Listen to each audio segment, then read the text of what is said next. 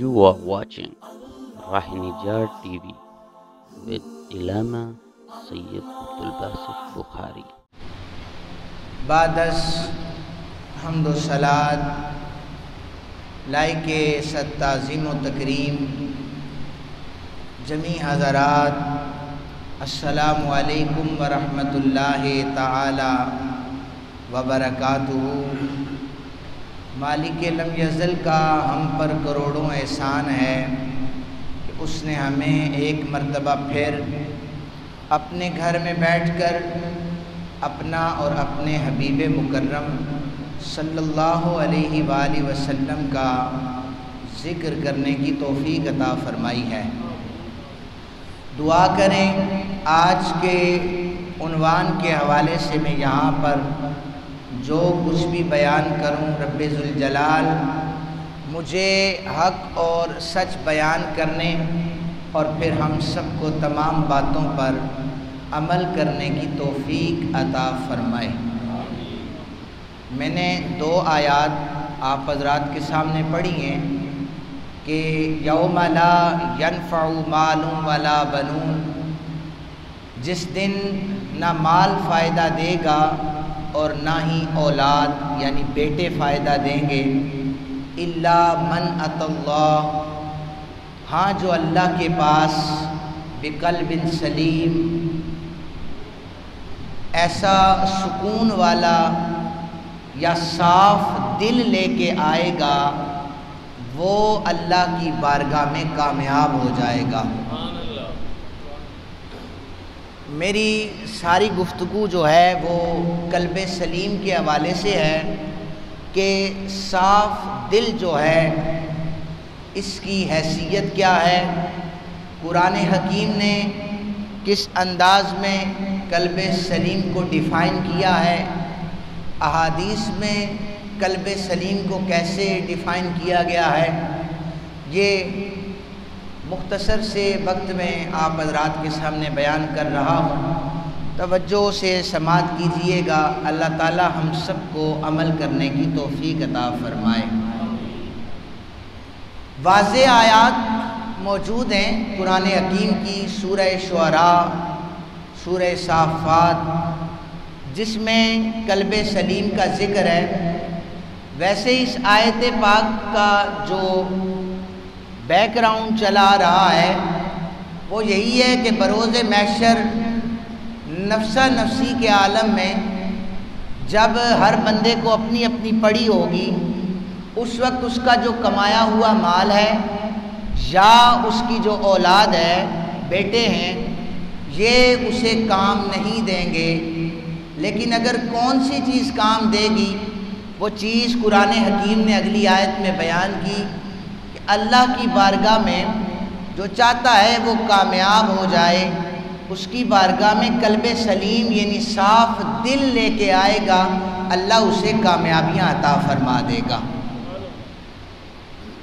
سامعین محترم، علماء کرام نے، مفسرین کرام نے قلب سلیم کے حوالے سے بڑی مفصل گفتگو فرمائی ہیں، لیکن میں اختصار سے اور وقت کو ملحوظ خاطر رکھتے ہوئے ایسی آسان چیزیں جو میرے سامعین کو سمجھ آ جائیں وہی آپ سے بیان کروں گا،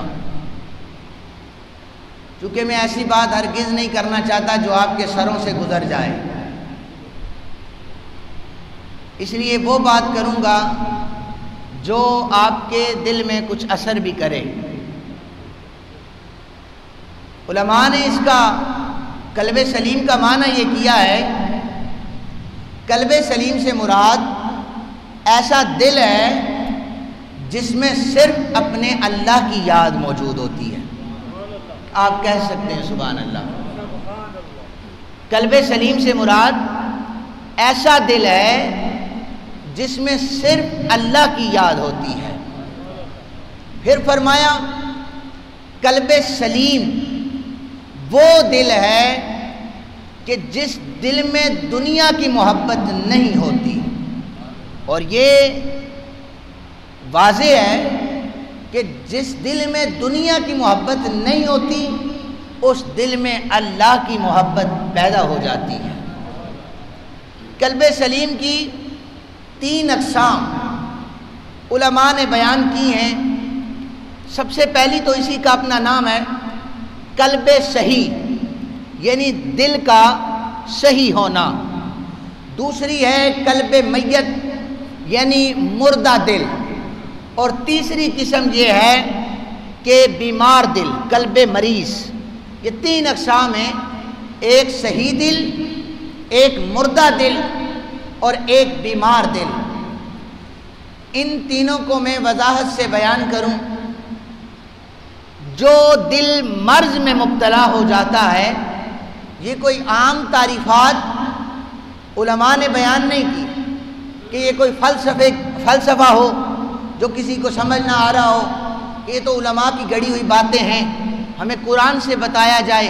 قرآن نے کہا فی قلوبہم مرض فزادہم اللہ مرضا، ان کے دلوں میں بیماری ہے بس اللہ نے اسے بڑھا دیا ہے۔ یہ ایسا دل ہے جو مرض میں مبتلا ہو چکا ہے۔ یہ کون سا دل ہے؟ جو مرض میں مبتلا ہو چکا ہے۔ میرے اور آپ کے نظریات میں یہ جو دل ہے ہر انسان کے بدن میں دھڑکتا ہے، اسے صرف ایک لوتھڑا کہا جاتا ہے خون کا۔ لوگوں، اس کا مقصد صرف دھڑکنا نہیں ہے اور نہ ہی اس کا مقصد، یعنی ایک ہم نے محدود کر لیا ہے کہ اس کا کام لمٹ میں ہے کہ خون مہیا کرتا ہے اور یہ دھڑکتا ہے۔ لیکن ہم نے پھر قرآن سے پوچھا، اے قرآن تو ہمیں یہ بتا، کیا دل کا کام صرف دھڑکنا ہے؟ کیا دل کا کام صرف خون کی سرکولیشن ہے؟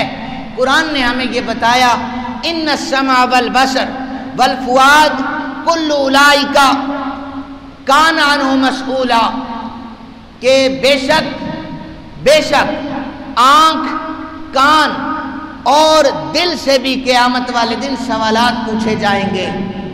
یہ آنکھ کہاں پر دیکھا کرتی تھی، اس سے سوال ہوگا، اور یہ کان کیا سنا کرتے تھے، ان سے سوال ہوگا، اور دل سے سوال ہوگا تیری چاہت کیا تھی، تو کس طرف انسان کو مائل کر رہا تھا، اس دل سے سوال کیا جائے گا۔ اس لیے صرف اس دل کو لوتھڑا نہ سمجھا جائے، اس دل کو صرف دھڑکنے کی ایک مشین نہ سمجھا جائے، اس دل کو خون مہیا کرنے والا نہ سمجھا جائے۔ یہ دل ایسا ہے کہ اس سے سوالات ہوں گے۔ ایک انسان کھانا کھلاتا ہے کسی کو اور بہت زیادہ کسی پر مہربان ہو جاتا ہے، تو کسی جگہ پر یہ تو نہیں لکھا ہوا کہ کھانا کھلانے والا جو ہے اس کو اتنے مراتب عطا کیے جائیں گے، نہیں، اس سے مراد یہ ہے کہ وہ کھانا کس نیت سے کھلا رہا ہے، اور نیت دل کے ارادے کا نام ہے، اور یہ جو دل کا ارادہ ہے اسی سے پوچھا جائے گا، تو نے اللہ کے راستے میں دیا تھا، تیرا ارادہ کیا تھا؟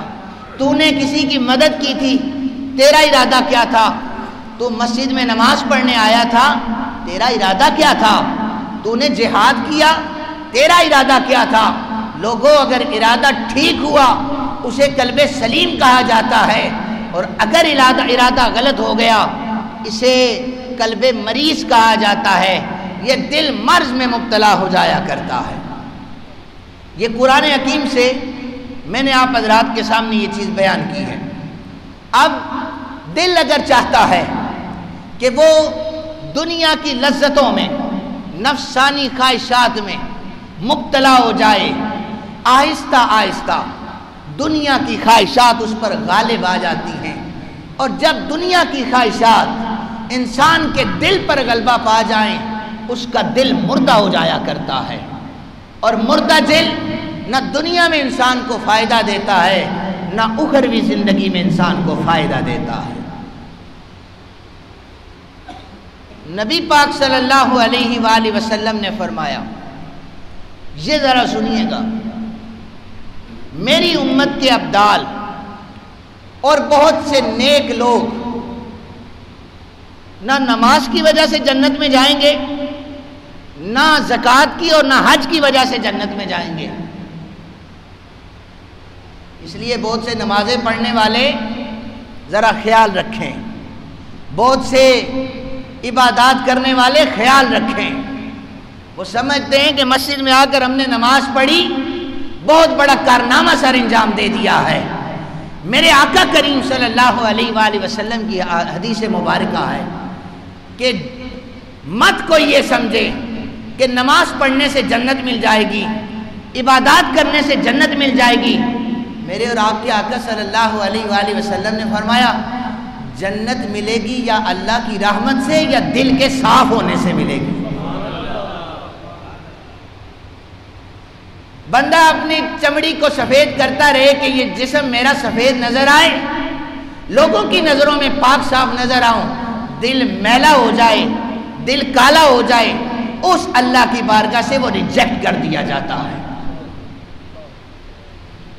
ظاہراً دین کی باتیں کر لینا، ظاہراً بڑے بڑے دعوے کر لینا، ظاہراً اپنے آپ کو بڑا نمازی ثابت کر لینا، عاشق رسول ثابت کر لینا، یہ اپنی جگہ پر ہیں، لیکن دل میں اگر میل باقی ہے، دل میں اگر گندگی باقی ہے، یہ دل اگر صاف نہیں ہے، اللہ کی بارگاہ سے اسے ریجیکٹ کر دیا جاتا ہے۔ ہمیں وہ دل قبول ہی نہیں ہے۔ جو دھڑکتا ہے تو شیطانیت اس کے اندر ہوتی ہے، جو دھڑکتا ہے تو اس کے اندر شرارت ہوتی ہے، جو دھڑکتا ہے ہر وقت وہ بغض اور عناد کی دلدل میں دھستا ہوا چلا جاتا ہے۔ لوگوں ہمیں دل وہ قبول ہے جو دھڑکتا ہے، اللہ کی یاد میں دھڑکتا ہے، اللہ کی مخلوق کے فائدے میں دھڑکتا ہے، جو دھڑکتا ہے تو نیکی کے لیے دھڑکتا ہے، جو دھڑکتا ہے تو اچھے کاموں کے لیے دھڑکتا ہے۔ اور جب دل اچھے کاموں کے لیے دھڑکنا شروع کر دے، میرے رب ذوالجلال اس دل کو اپنی بارگاہ میں کامیاب فرما دیتا ہے۔ یہ ہے قلب سلیم۔ لیکن ایسا دل جو مردہ ہو جائے، ایسا دل جو مردہ ہو جائے، پھر وہ نہ 3 میں ہوتا ہے نہ 13 میں ہوتا ہے، مذبذبین بین ذالک، نہ ہیوں میں نہ شیوں میں ہوتا ہے، اس کا شمار تذبذب میں لکھا جاتا ہے، اس لیے کہ اس نے اپنے رستے کا تعین ایسا کیا ہے، نہ جو رستہ انبیاء کا تھا، نہ جو رستہ علماء کا تھا، نہ جو رستہ اولیاء کا تھا، نہ عرفاء کا تھا، اس نے ایسے رستے کا انتخاب کیا ہے جو صرف بناوٹ پر مبنی تھا، جو ریاکاری پر مبنی تھا۔ وہ یہ تھا کہ 2 بندے میری تعریف کر لیں، 2 بندوں سے تعریف کروانی ہے، ہم کر دیتے ہیں تعریف۔ آپ بہت بڑے عاشق رسول ہیں، اس لیے ہم آپ کی تعریف کر رہے ہیں۔ آپ بہت اچھی محفل سجاتے ہیں، ہم عاشق رسول کی سند آپ کو جاری کر رہے ہیں۔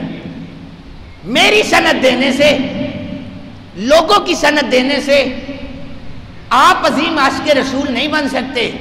عظیم عاشق رسول کب بن سکتے ہیں؟ جب یہ دل آپ کا پاک اور صاف ہو جائے گا۔ وہ اقبال نے کہا تھا کہ ساری رات میں روتا رہا، ساری رات میں تو روتا رہا کہ مالک یہ مسلمان خار ہو رہے ہیں، برباد ہو رہے ہیں، تو ندامت نمی دانی کے ای قوم دل دارند و محبوب ندارند، تو کیا جانتا ہے اس قوم کے بارے میں؟ یہ قوم دل تو رکھتی ہے مگر اس کے اندر محبت نہیں رکھتی، یہ اقبال نے کہا تھا۔ تو سامعین محترم، ایسا دل رکھے جو اللہ کی یاد میں بھی دھڑکے، اس کے مخلوق کے فائدے میں بھی دھڑک رہا۔ حضرت یحییٰ بن معاذ رضی اللہ تعالی عنہ نے فرمایا، مومن کا قلب سلیم، صحیح دل وہ ہے جو ہر وقت خواہش رکھے کہ میری آنکھیں تب ٹھنڈی ہوں گی جب میں اپنے اللہ سے ملاقات کروں گا۔ آپ سو رہے ہیں؟ کون کون سو رہے ہیں بھئی آپ میں سے؟ آپ اللہ کی تسبیحات بیان کر سکتے ہیں؟ کوئی نہیں کر سکتا؟ کر سکتے ہیں؟ جی ہاں، تو پھر ذرا سبحان اللہ کہہ کر مجھے بتائیں۔ 5-6 بندے جاگ رہے ہیں، اللہ تعالیٰ باقیوں کو بھی بیداری کرنے کا توفیق عطا فرمائے جی۔ قلب سلیم وہ دل ہے کہ جو یہ چاہتا ہے کہ اس کی آنکھیں تب ٹھنڈی ہوں گی جب وہ اپنے اللہ سے ملاقات کرے گا۔ مجھے یہ شوق نہیں ہے کہ آپ سبحان اللہ کہیں، مجھے بالکل شوق نہیں ہے، نہ ہی میری تقریر اس پہ چلتی ہے۔ ہو سکتا ہے کوئی سوچے مولویوں کا کام ہوتا ہے سبحان اللہ کہلواتے ہیں، میں بالکل نہ منتیں کرنے کا قائل ہوں اور نہ ہی اپنی تقریر کی چارجنگ سبحان اللہ کو سمجھتا ہوں۔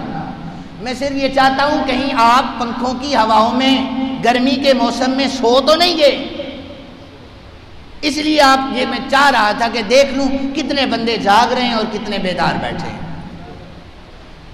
اور جب انسان کا دل صحیح رستے پہ چلتا ہے، دھڑکتا ہے صحیح طریقے سے، اور وہ چاہتا ہے کہ اللہ سے ملاقات ہو جائے، آنکھیں ٹھنڈی ہو جاتی ہیں، اور جب اس کی آنکھیں ٹھنڈی ہوتی ہیں تو دیکھنے والوں کی بھی آنکھیں اسے ٹھنڈی ہو جاتی ہیں۔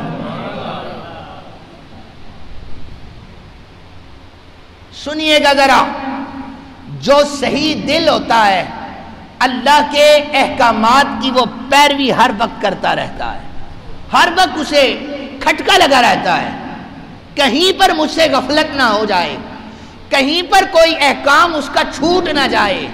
لوگوں، اس کے زندگی میں ہر وقت یہی ایک چیز شمار رہتی ہے، پریشانی رہتی ہے، کہیں پر مخلوق خدا کا دل دکھ نہ جائے، کہیں پر مخلوق خدا کے ساتھ زیادتی نہ ہو جائے، اور کہیں پر اللہ کے بندوں کے ساتھ زیادتی نہ ہو جائے، بس یہ اس کے دل میں کھٹکا رہتا ہے۔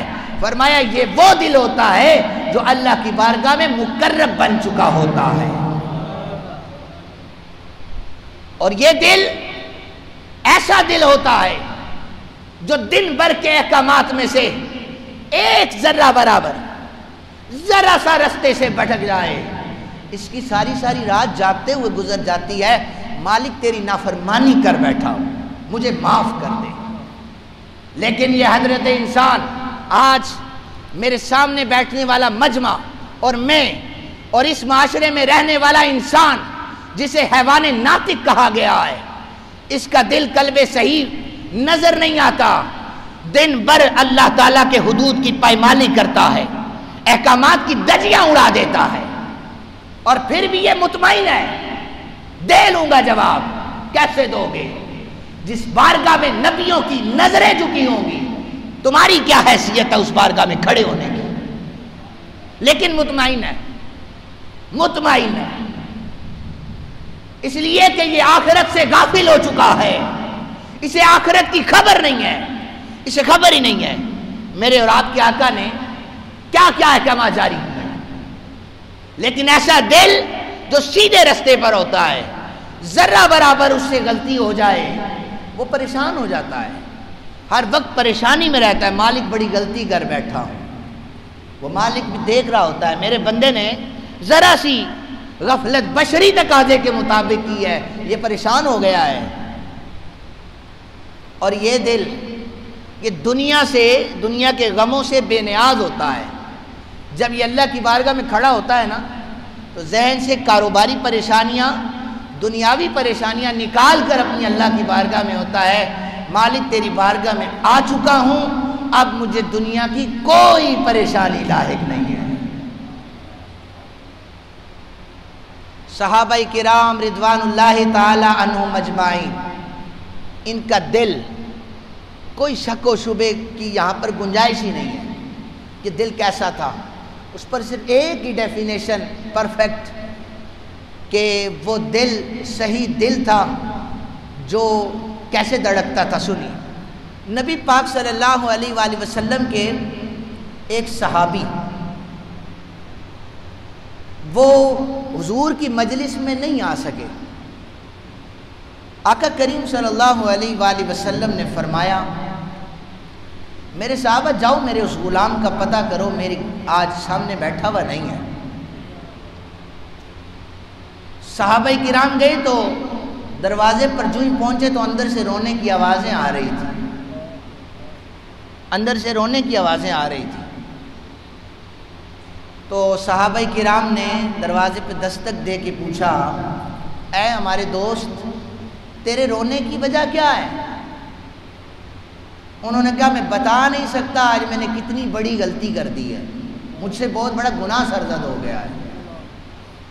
تو جو صحابہ کرام تھے یہ ایک دوسرے کی مدد کیا کرتے تھے، اس معاشرے کے اس انسان کی طرح نہیں تھے کہ کسی کا نقصان ہو گیا تو خوش ہو رہے ہیں۔ وہ صحابہ پریشان ہو گئے، کہنے لگے اے ہمارے دوست، تیرا کوئی مال لٹ گیا ہے، تو جس وجہ سے رو رہا ہے، تیرا بہت بڑا نقصان ہوا ہے، تو اگر مال لٹا ہے تو بتا، ہم مال کی کمی کو پورا کر دیں گے۔ اس رسول اللہ صلی اللہ علیہ وسلم کے غلام نے یہ فرمایا کہ نہیں، میرا کوئی مال نہیں لوٹا۔ صحابہ نے پوچھا کہ اولاد ضائع ہو گئی ہے، کوئی بچہ زخمی ہو گیا ہے، کوئی ضائع ہو گیا ہے، تو بتاؤ ہم اس کی بھی عیادت کرتے ہیں، اس کا بھی پوچھتے ہیں۔ وہ کہنے لگے کہ نہیں، میری اولاد بھی نہیں ضائع ہوئی، لیکن اس سے بڑا نقصان ہو گیا ہے۔ سارے معاملات زندگی پوچھنے کے بعد نبی پاک صلی اللہ علیہ وآلہ وسلم کے غلاموں نے پوچھا آخر وجہ کیا ہے؟ آپ اتنا رو رہے ہیں، اتنا رو رہے ہیں، وجہ تو بتائیں۔ تو پتہ ہے وجہ کیا تھی؟ اس بات کو سنیے گا۔ وجہ یہ تھی، وہ کہنے لگے میرا مال بھی نہیں لوٹا، میری اولاد کا نقصان بھی نہیں ہوا، لیکن میرا بہت بڑا نقصان یہ ہوا ہے، آج صبح میری نماز فجر جماعت سے رہ گئی ہے۔ کتنے لوگوں کی آج نماز فجر جماعت سے رہی ہے؟ جی یہ میں اس لیے عرض کر رہا ہوں کہ کوئی شرمندہ نہیں ہے، اس لیے اس دل کو مردہ ہی سمجھے۔ شرمندہ وہی ہوتا ہے جس کا دل صحیح رستے پر مبنی ہوتا ہے۔ اگر یہ دل صحیح رستے پر تڑپ رہا ہوتا، یہ پریشان بیٹھا ہوا ہوتا کہ میری نماز فجر جماعت سے رہ گئی ہے، الا ماشاء اللہ، یہاں پر میں گنتی کروں اور بتاؤں اس محلے کے کتنے لوگ آج صبح نماز فجر پہ آئے تھے۔ اللہ تعالیٰ سب کو توفیق دے نماز فجر کی جماعت میں آنے کی۔ اس صحابی نے وقت پر نماز پڑھ لی تھی، ادا پڑھی تھی، لیکن رو اس لیے رہے تھے میرا بہت بڑا نقصان یہ ہوا ہے کہ نماز میری جماعت سے رہ گئی ہے۔ لوگوں اسے قلب سلیم کہا جاتا ہے۔ امام حسن بصری رحمت اللہ تعالی علیہ آپ فرماتے ہیں کہ جب کسی کی صحبت سنگت اختیار کرو تو دیکھو کہ یہ جو سنگت ہے، یہ جو دوستی ہے، کیا مجھے آخرت میں فائدہ دے گی یا نہیں؟ کیا مجھے آخرت میں فائدہ دے گی یا نہیں دے گی؟ لوگوں اگر وہ آخرت میں فائدہ نہیں نہ دے رہی، امام حسن بصری کہتے ہیں اس سنگت کو چھوڑ دیا جائے، اس دوستی کو چھوڑ دیا جائے، اسی دوستی کو رکھا جائے جو آپ کو اللہ کی بھی یاد دلائے، اللہ کے رسول کی بھی یاد دلائے۔ نبی پاک صلی اللہ علیہ وآلہ وسلم کے صحابی ہیں، پنجوں کے بل چل رہے، ایسے اپنے پاؤں کے پنجوں پر چل رہے، انگلیوں پر چل رہے، ایڑیاں اٹھائی ہوئی۔ آقا کریم صلی اللہ علیہ وسلم کے صحابہ نے پوچھا، غالباً حضرت ابو ذر غفاری رضی اللہ تعالیٰ عنہ، آپ سے پوچھا گیا یہ کس انداز سے چل رہے ہیں؟ حضرت ابو ذر غفاری رونے لگے۔ اے ابو ذر روتے کیوں ہیں؟ آپ ایک تو پنجوں کے بل چل رہے ہیں اور پھر آپ رو رہے ہیں۔ حضرت ابو ذر کہنے لگے جب مجھے قلب سلیم عطا نہیں نہ ہوا تھا، جب میرا دل سیدھے رستے پر نہیں تھا نا، تو میں مسلمانوں کے خلاف لڑتا تھا تو مجھے بڑے سے بڑا بندہ مارنے میں کوئی مشکل نہیں پیش آتی تھی، لیکن جب سے میں نے آقا کریم صلی اللہ علیہ وسلم کے ہاتھ میں اپنے ہاتھ کو دیا ہے، جب سے میرا دل قلب سلیم بنا ہے، تو پھر یہ ہو گیا کہ میں زمین پر چلتے ہوئے ڈر رہا ہوں اللہ کی مخلوق میں سے کوئی چونٹی بھی میرے پاؤں کے نیچے نہ آ جائے۔ ہے کسی کا ایسا دل جو صحابہ کی طرح دھڑکتا ہو؟ ہے کسی کا ایسا دل جو اولیاء کرام کے رستے پر گامزن ہو؟ نہیں ہے تو مجھے سوچنا چاہیے، آپ کو سوچنا چاہیے کس رستے پر میں اور آپ چل رہے ہیں۔ عرفاء نے لکھا ہے دنیا داروں کی محفل میں بیٹھو گے، دنیا داروں کی محفل میں بیٹھو گے تو تم دنیا سے محبت کرنے لگ جاؤ گے،